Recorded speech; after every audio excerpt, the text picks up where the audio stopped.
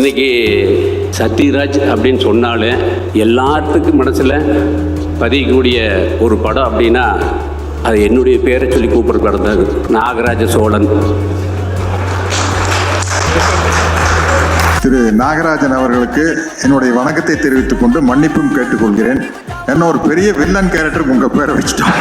பண்ணுறது தொண்டா இருக்கலாம், தொண்டை தொழிலாக பண்ணக்கூடாது. சண்முகநாதன் அந்த ரெகுலராக நம்மளுக்கு புலவர் பேசுவார், திருவாரூர்காரு, நிறைய நிகழ்ச்சி நீங்கள் எல்லாமே கேட்டிருப்பீங்க. ஒரு சம்பவம் சொல்லுவார். அவர் சின்ன பையனாக இருக்கும்போது அவங்க அப்பா ஜவுளி கடை வச்சுருந்துருக்காரு. அந்த ஜவுளி கடையில் காலையில் 5 மணிக்கு எழுப்பிட்டு போய் கடை தர சொல்லுவாராமா.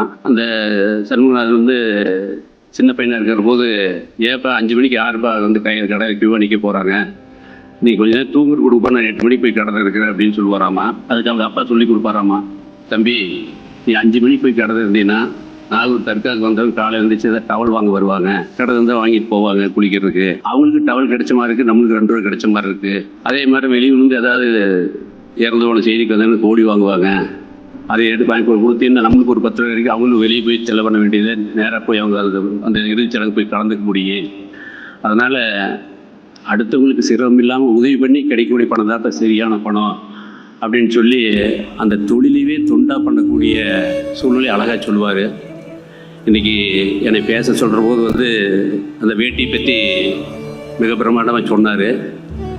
நீங்கள் தெரிஞ்சுக்க வேண்டிய விஷயம் என்னென்னா, நான் அந்த வேட்டி தொழில் ஆரம்பிக்கிறதுக்கு காரணமே வந்து ஊர் உலகத்துக்கெல்லாம் வெள்ளை வேட்டி வெள்ளை தயார் பண்ணக்கூடிய நெசவாளர் ஒரு நாளைக்கு ஒரு வேளை மட்டும் சாப்பிட்டு மேல் சட்டை இல்லாமல் வெறும் வேட்டியோடு தான் அவனுடைய வாழ்வாதாரம் இருந்துட்டு இருந்தது. ஒரு நாளைக்கு ஒரு தடவை தான் சாப்பிட முடியும் அதை கொடுக்குற கூலியில். அப்படி இருக்கக்கூடிய அந்த நெசவாளருடைய வறுமையினுடைய பொருள் அந்த வாழ்வாதாரத்தை பார்த்து நாமளும் எக்ஸ்போர்ட்டு மில்லுங்கெல்லாம் போயிட்டோம்னா அவங்களுக்கு யார் வாழ்வாதாரம் கொடுக்கறது அப்படிங்கிறத மனசில் எடுத்து அன்னைக்கு ஒரு எங்கிட்ட இருக்கிற பணத்துக்கு ஒரு 50 நெசவாளர்கள் எடுத்து வேலை வாய்ப்பு கொடுக்க ஆரம்பித்தது. இன்றைக்கி 50,000 குடும்பமாக மாறி இருக்கு.